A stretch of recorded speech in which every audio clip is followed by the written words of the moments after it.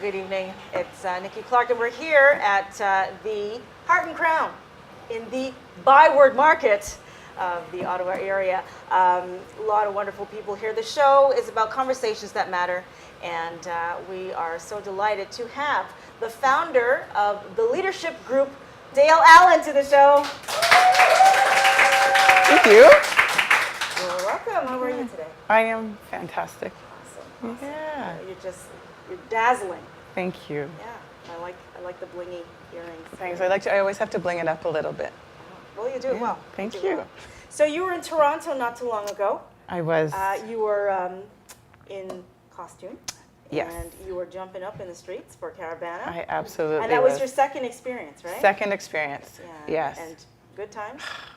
It is so yummy. It is so delicious to be on the road and to be with hundreds of thousands of people who are feeling so free in a moment that there's just pure love and happiness and amazing music. I mean, it's wonderful.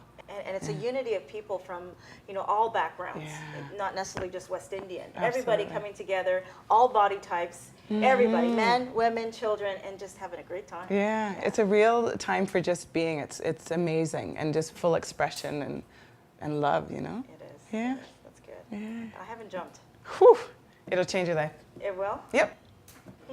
Absolutely. Note to self. Okay. You must do. You can join me next year. Yeah? I have to, I know you've got other things. work on my washboard abs. Well, let's I just talk. have one Let's ab talk. right now. Let's talk. Yeah? Absolutely. Okay. So tell me about the leadership group. How did that evolve? I would say it started from me wanting to be a baker when I was 8. A baker? A baker, yes. I really love food, and I realize really what I love about food is I love how we create community around food and how we engage people around food and how beautiful that can be. But then I realized that really wasn't going to do it for me and for life as I started to grow a little bit more. And in a way, this business actually found me. So I was en route to do medicine, and a woman had said, "You'd be really great at this business." And I just finished a master's in kinesiology and really loved the study of movement and helping people with movement and health. And then I realized that this was an opportunity to help people in a different way. And something that I felt was more aligned with me in some ways anyway, in that the more people that I could touch and help them sort of find their soul in their business, that would work for me. And I thought that would bring the health of a business actually in an amazing space. And I mean, our life is sort of surrounded by business, right? So I thought this would be a great opportunity to have a great impact. So that's how it started, 2004. And my partner and I started it, and it's just been amazing to help people with their leadership and with their skills for managing people and helping people thrive. The common denominator for business is relationships. Absolutely. So people think it's about chasing the money or grinding out numbers, but it's about establishing trust. It's about communication. It's about integrity. So those are some of the things that people have to be mindful of when they're going into business. Well, for me, it's important for me to keep relationships in business. Yeah. I'm not in to just and jump out. Yeah. So I'm sure those are some of the things that you look at when you're working and consulting with people. Absolutely, and it's such a key theme because when everything's smooth, it's like you look at all the relationships in your life, whether it's with your children or with your partner, or in business or with your colleagues. Your relationships will make or break your experience, which when people are always wondering about what can coaching or leadership development do to the effectiveness or to productivity. I mean, it has such an impact because if your relationships are sour, the way that you interact, is causing trouble or you're causing issues, then it's really hard to actually get to the goals or get to the desired outcomes that you're looking for. So I find it such an amazing place to play because relationships impact absolutely every area of our life, right? Absolutely, you got it. And like you said, they can make and break you. Yeah. So it's very, very important to understand the dynamics of the relationship to keep them healthy. Absolutely. Let's talk about leaders. Is everyone born a leader? Can you raise a leader? So, common question. I think it depends on how you define leadership. And so I always think that there's a time when you're called, and it'll be many times throughout your life and maybe even in a day, where you're called to stand up and lead. You know, it's like, it's your time to shine and your time to share your gifts. And so I believe that we always have that opportunity, and we're always called for it at some point. I mean, there's much going on in the world, and you just see, I mean, the need for us to stand up and do something becomes really important. And so, you know, I've got 2 young kids who are 9 and 7, and they were just talking to me about issues in the schoolyard, and I just think, man, this isn't about being born with or without something. There's a moment where you need to, you're called to actually stand up and express in a way that actually will make things that much healthier for you. So I really look at leadership from a personal perspective, and then look at what impact does that have on how we influence and how we inspire a certain type of behavior, right? And so I don't look at it as one or the other, being born or not, but I look at it as something to nurture, in particular, because we're not immune to the ups and downs of life. Like, it's going to happen. We're going to have some lows. But lows impact the health of what we do, right? So for me, it's about how do we actually, because we know that we'll experience those lows, we're going to experience challenge, we're going to experience change, we're going to experience conflict, anything that takes us on a little detour. Sure. Well, then how do we get back, right? And so I'm really interested in people who get that it's important to not stay low for so long, and to have a process to actually get back to a place of health. Well, the experience of low, too, helps us in human experience of growth. It's you have to, and it's that's what I'm saying. We're not immune. It's going to happen. It's going to happen, and I think we're often looking for how do we get back to a healthy state, whether it's physically, right? So when I hit a low in my physical health, I'm always looking for how do I get back into a healthy state, and if I hit a low in a relationship, I'm looking for how do I get back into a healthy state. And I love to just bring a consciousness to that, so that we do notice what we have control over, right? Absolutely. Yeah. Absolutely. So tell us, how can people find you? You can find me at theleadershipgroup.ca, theleadershipgroup.ca, or you can email me at dale@theleadershipgroup.ca. Do you have any workshops or anything coming up? Absolutely. November 1st and 2nd and November 30th here in not in the Heart and Crown, sorry, but here at Le Nordique in Chelsea. So reach out to me and I can just connect you so that you can learn more. Into the audience lens, can you inspire a young person into leadership? What would you say to them right now? I would say, and I will say, always look in, because all of the answers are within you. They are always there. We're so used to looking outside for other people to validate us, to reassure us. And you know what, that's okay. But I think what's missing so much is what you have inside and that gift that you have to share to the world. Always look in first to find the answers. The answers are there. Pearls of wisdom. Thank you so much. Thank you, Nikki. Dale Allen, everybody. Thank you. We'll be back.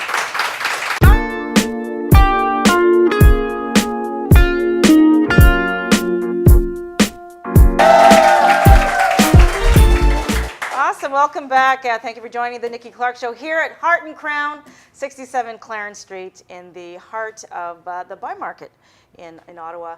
And, you know, I am such a passionate follower of music, and I always love to meet people with great gifts of song. So sitting beside me is a singer-songwriter. She is originally from the Cayman Islands. Found that out. And grew up in Jamaica, where I grew up. Please welcome Sheril Shaw. Thank you, Nikki. Wagwan. Medea. How would I say that in Caymanian? Oh, that is. Oh, it's been so long. Oh no. Okay. Yeah. We'll figure that out. Yeah. After. But thank you so much for being here. Thank you. My pleasure.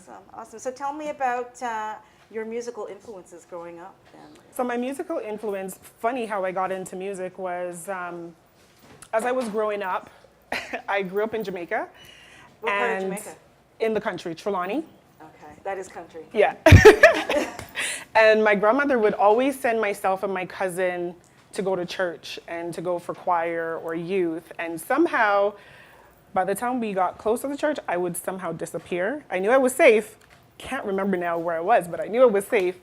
And after, I would reappear. On the way to church? Oh yes, because I was I think I went to a friend's house that was close to the church because I was just absolutely terrified of singing or being in front of people. So I would always avoid it at any cost. Until I came to Canada and my mom was just like, oh, you know, you're not staying in the house, right? Go and find something to do. So I ended up having to sing at church. My first influence was my choir director, actually. She has such a beautiful voice and such a way about her. And she ended up having me do a solo piece in the choir, which totally terrified me, but she was so encouraging to walk me through it. As I got more and more into music, I found that my influences were like Whitney Houston and CeCe Winans and Yolanda Adams. Great big voices. And then later on in life, I found I'm drawn to a lot of Lauryn Hill and Beyonce, and still have my Mary and all those in there, so it's all drawn in there too. So what do you call your music? Is it gospel? Is it R&B or a mixture? I would say it's a mixture. My voice is just naturally gospel, so but I do love to mix different genres, rock, reggae, calypso, R&B, all of that in there to just give it that flavor, to give it that little extra oomph. So when you say it has a gospel sound, is it like robust? Yes. Strong kind of? Yes, definitely. It's full, it's vibrant, it speaks to you, whatever it is that you're going through. It speaks to you, it gives you that encouragement, it gives you that peace. Okay, and where have you been performing? Over the years, I performed in Ottawa, Toronto, and Montreal. I've done television programs where they're doing awards, so I've gotten the chance to do that. This year, I got so many awesome opportunities where I was able to do backup for the Arkells at the Junos. I got to sing at the NEC at the Governor General's Gala with a choir, and on Canada Day doing backup with Dion Taylor. So this year has been one of those sort of explosive type years that's really bringing out the fact that I now know that I want to mix my music and do music along with bringing out what I did in school, working with children and family, and pairing that together. Yeah, and that's a wonderful thing to know, where you are and to pursue that passion. But I mean, I love to sing as well, and my beginnings was in the church too, and that helped to, to hone the dedication and also to refine your vocal ability. But my parents being strict Jamaicans, and the way they sing was, and I love them, but from where they come from, you don't actually have a child and raise them to be singers. You raise them to be doctors and teachers and accountants and have a safe position. So when I said, okay, I want to be a singer, they said, oh, what kind of singer? Oh, what up? Yes. I sent you to school to be a singer. Yes. So did you get that kind of opposition, or did you get family support when you made that decision? Funny enough, I found out at one of my birthday dinners that my mom had for me that when she was pregnant with me, she actually prayed that I would become a singer. I would be able to sing. I constantly look at her and say, how come you didn't tell me this years before so I wouldn't have this battle back and forth between what is it that I'm supposed to do? However, she strictly just wanted me to sing gospel. And not knowing who I was or where I stood or what exactly I wanted to do and how I wanted to express myself, plus battling with, am I good enough? Do I have the voice? Am I able to?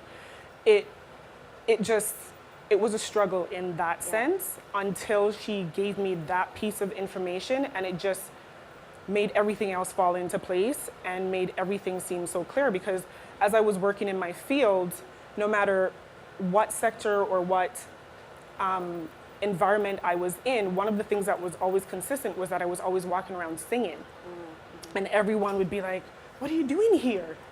You have such a voice. Why are you? Yeah. So it just turned into that. But around earlier this year, last year, it dawned on me that I love working with children and family, but my other passion is also singing. So I'm working on how to merge the two and how to bring the community into that as well. I think we're just ready to hear you sing right now. Okay. Yeah, that's what we do on the show. We put people on the spot. So can you give us a little gospel, je ne sais quoi? Okay. I was thinking about doing a Whitney song, but if you're looking Whatever for you like, gospel- whatever you okay. like. Um, And encourage her. Just one more round of applause. Okay. Let's I hear it. believe the children are our future.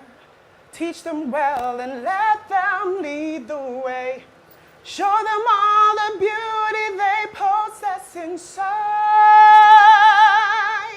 Give them a sense of pride to make it easier. Let the children's laughter remind us how we used to be. I decided long ago never to walk in anyone's shadow. If I fail, if I succeed, at least I live as I believe. No matter what they take from me, they can't take away my dignity. Because the greatest love of all is happening to me. Learning to love yourself, it is the greatest love of all.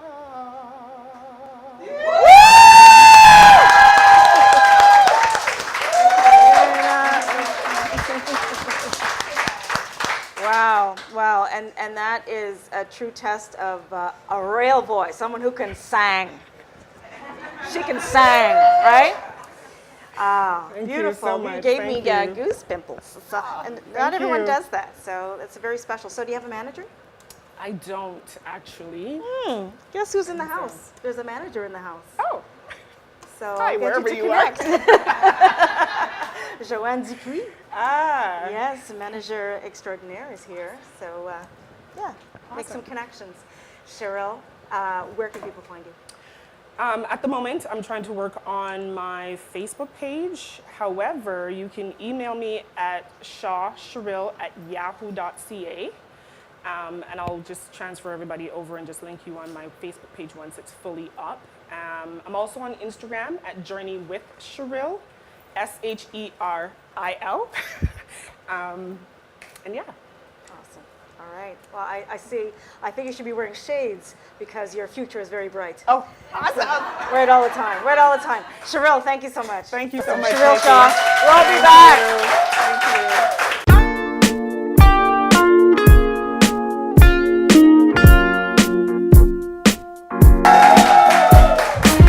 Welcome back to the show. Nikki Clarke Show here at Heart and Crown in the Byward Market, Ottawa. The show is about transforming lives one story at a time. And we have a beautiful soul here with us. She is a natural healer. So please welcome Chipo to the show. Thank you. She says, does God have a last name? And I said, no. I said, Madonna doesn't have a last name. So she goes, just call me Chipo. I said, okay. It's done. It is done. It's simple. It right? is simple, Yeah. yes. And you know what Chipo means? No. It means gift. Ah, Intuitive gift from God. I love it. Yeah. Did you know that? Now we know Yeah. that. Yeah. So, gift from God. Right. Tell us about your background. Well, I was born in Zimbabwe, down south. And I came to, as a kid, teachers say, what do you want to do when you grow up? And I said, I want to live in Canada. I had no idea. That name just came out of my mouth, and I ended up living in Montreal. Yeah, and Great I went place. up north. I lived up north and came back to Ottawa. That's sort of my background. My grandmother, reason I went into natural healing, my grandmother was a healer. She was a healer of the area where we lived, and she was a shaman. She did all sorts of healing. And that's where I got my genes from, was from my grandmother. And when I went into nursing, I became a nurse. And something kept calling me to go home to my tradition. So with my own health that wasn't working really well as a nurse, popping pills and getting all kinds of drugs, that didn't work well. So I kept hearing my grandmother, do what I did. And I decided to change and do that. And I saw as patients came into the hospital, I felt we were missing something to help them, to really help themselves, to help them deal with what really is going on. It wasn't that pain they were having, didn't need to be cut open and given drugs. So I said, you know what, I'm leaving the profession and I'm gonna go out and keep people out of the hospital. That's what I actually said. And help them heal themselves. And help them heal themselves. And let them take responsibility for their own health, for their own well-being. That was my motivation. Health is wealth, that's for sure. I know growing up in Zimbabwe, formerly it was called Rhodesia. Rhodesia, yes. It went through civil unrest. Yes. And did you experience? Oh, yes. Oh, yeah, I experienced a lot of that. That would be another show. It was a lot, but as a child, there was always something inside me that kept me really strong. Even being arrested, putting in prison because I used the washroom that said whites only. Wow. That did not, to me, I just said I keep going because I knew something was going to happen. I knew I was going to live, to go somewhere. I didn't even remember Canada, until later on when I was reminded. So there was a lot of things. I grew up with missionaries, which was very good because now I can speak English, but some of the treatments weren't what I would say were worth that education, but the education was good. Going through that, and that's what brought me to go in to become a nurse, because what my grandmother did was considered witchcraft. You don't want to do that. You want to do something else. So become a nurse. That was much better. Yeah, and that's what I followed, which was good. That helped me to come out of Zimbabwe and go to England and do my training and then come to Canada.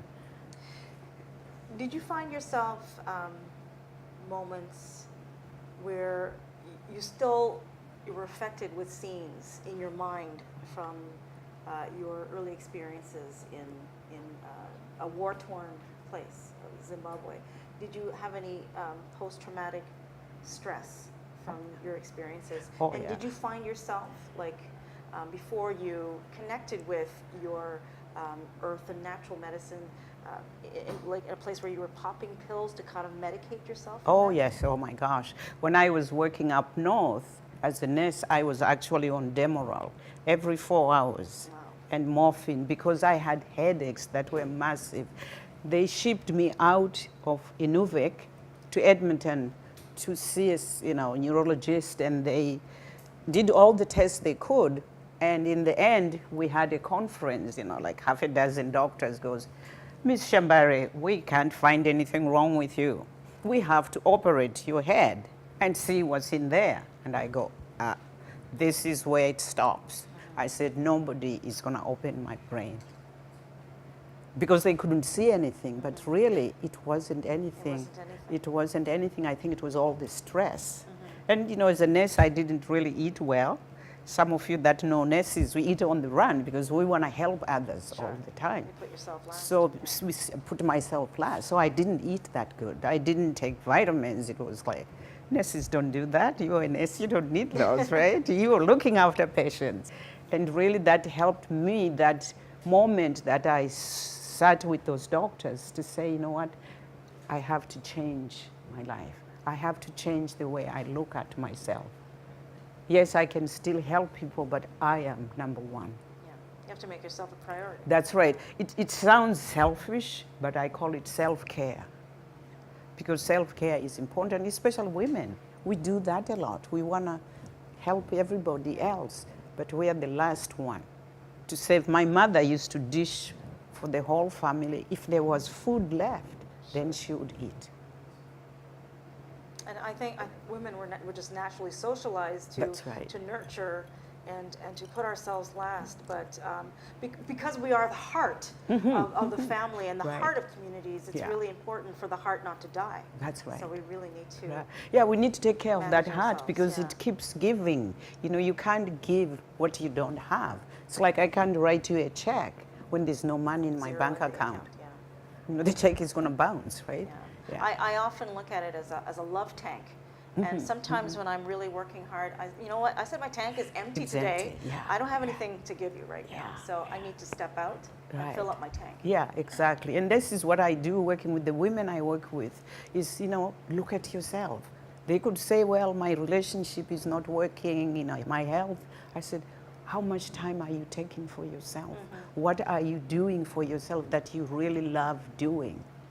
Oh, nothing. I have kids. I have this. I have a job. I have a house. I said, what about you? Where are you in that on that list? So who comes to see you for the natural healing? And can you talk about a couple of things that they're trying to treat? Yeah, well, I get, sometimes it's a physical thing that they have a sore back. You know, sometimes our sore back is not because I was vacuuming and my back gave. Sometimes we don't like to vacuum. It's not the I don't like to iron. That's right, don't like to iron, that's right. But there's a story going on inside. There's a conflict about that ironing, about that vacuuming, about whatever.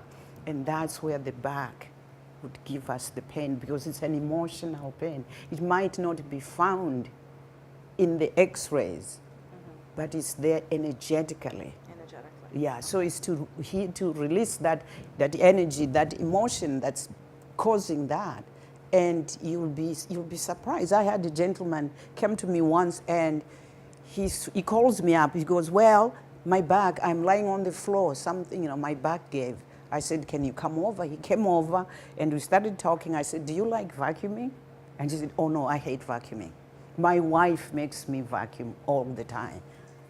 And once he went through that, there was a cathartic that he went through. You know what? His back was. Emotional release, yeah. That's right. It was an emotional release, and his back was fine. People that are having issues in relationships, sometimes it's not the physical stuff that we're fighting about. Sometimes it's a spiritual thing. Sometimes it's what happened to us as a child, what we witnessed as a child. That's what's coming back. It's not coming back to get us. It's coming back to say, let me out of here. I don't want to be here anymore. We might be holding anger from our parents separating or pain, whatever. But that, if we release that emotion, honestly, it's like that. So people connect with you so that you can get them unstuck. Personally That's and professionally. Right. That's right. And where can they find then you? I give them tools to go home and do it. They have to do it themselves. They can find me. I'm on Facebook. I learn how to do the Facebook videos. The Facebook chat. So I'm there once a week, and I'm very active on Facebook. Or they can go to my website, my name, Chipo Shambare,